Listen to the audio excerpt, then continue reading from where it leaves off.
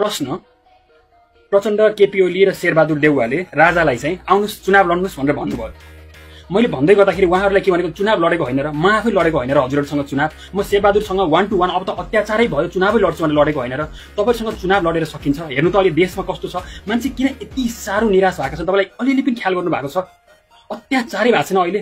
डडेलधुरामा गएर म चुनाव लड्दै गर्दाखेरि चुनाव जित्न सकिन्छ जस्तो लाग्छ? तपाईँलाई लाग्छ? शेरबहादुर तपाईँ आफैले भन्नुहोस् त, तपाईँले कतिसम्म गर्नुभयो त्यहाँ?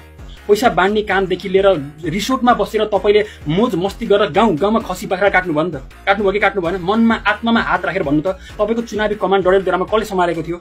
ठेकदारले सम्हालेको होइन तपाईँको चुनावको कमान्ड सबैले। अनि तपाईँको लगभग सहरहरूमा त सकिन्छ, अमरगढीमा तपाईँ पुरै क्लिन सुपै हुनुभयो त तपाईँलाई थाहै छ, परशुराममा तपाईँ क्लिन सुपै हुनुभयो थाहै छ, गाउँ गाउँमा कसरी सक्ने?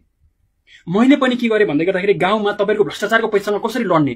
अझ अहिले त देशमा चरम निराशा हुनुको अर्को प्रमुख कारण के हो भन्दै गर्दाखेरि तपाईँका कार्यकर्ता बाहेक देशमा अरू कोही पनि बाँच्नै नसकिने स्थिति भयो। म जस्तै सबै बाहिरिए।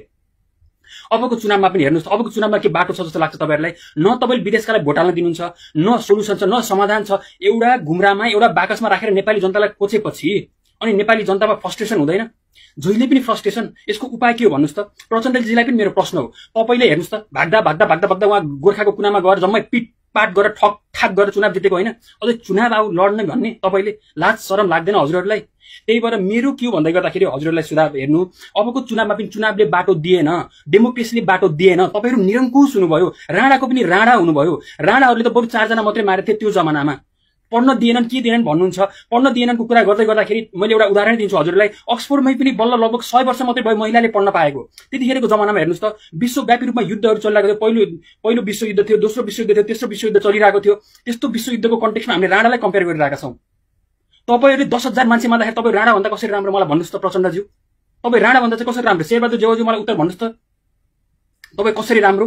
होइन नि त, यो त ठिक भएन नि त। तपाईँ त राणाको पनि बाउ हुनुभयो। यो जनताहरू उकुस मुकुस भए, न तपाईँले भोट हाल्न दिनुहुन्छ, बाहिर विदेशीलाई कसले भोट हाल्न दिनुहुन्छ? भोट हाल्न तपाईँ डराउनुहुन्छ। कसरी भोट हाल्न दिने? देशमा कसरी समाधान हुन्छ? तपाईँले उत्तर दिनुहुन्छ त? उत्तर दिनुहुन्न। यो सबै अहिले के भएको भन्दाखेरि राजा जनताहरू यति आत्ते कि उत्तरै छैन, बाटो नै छैन, कहाँ के गर्ने? राजा हटाउ भन्नुभयो, पञ्चायत हटाउ भन्नुभयो, पञ्चायत हटायौँ। राजा हटाउ भन्नुभयो, राजा हटायौँ। अब फेरि गणतन्त्र आएको 15 वर्ष भयो, चुनावमा गएर चुनावले त केही सोलुसन देला, केही उपाय देला भनेको तपाईँका कार्यकर्ताहरू जम्मै भर्ती भएर भ्याइसके। देशमा सामान्य नेपाली भएर म जस्तो मान्छे जसको एउटा पार्टी, कुनै एउटा पार्टी पनि छैन, म एउटा शुद्ध नेपाली हो, अहिलेसम्म कुनै विद्यार्थी संगठनको पनि सदस्यता लिएको छैन। म जस्ता तमाम मान्छेहरूलाई यो देशमा बाँच्नै गाह्रो भयो। कसरी बाँच्ने हो? के गरेर बाँच्ने हो? तपाईँको पुलिसमा तपाईँका कार्यकर्ताहरू भर्ती भएको छन्, कर्मचारीमा तपाईँका कार्यकर्ताहरू छन्। देशका चुनावमा हेर्नु त, डडेलधुरामा तपाईँकै मान्छेलाई राख्नु भएको छ, सिडिओमा तपाईँकै मान्छेलाई राख्नु भएको छ। जब चुनावको लागि 2-3 महिनालाई गयो त्यहाँ तपाईँले जिताइदिए फर्किहाले तिनीहरू। कहाँ गयो अहिले? लत्तपत्त तपाईँले आफै हेर्नुहोस् त कहाँ छन् तिनीहरू? सबै सुगम ठाउँमा आएर बसेका छन्।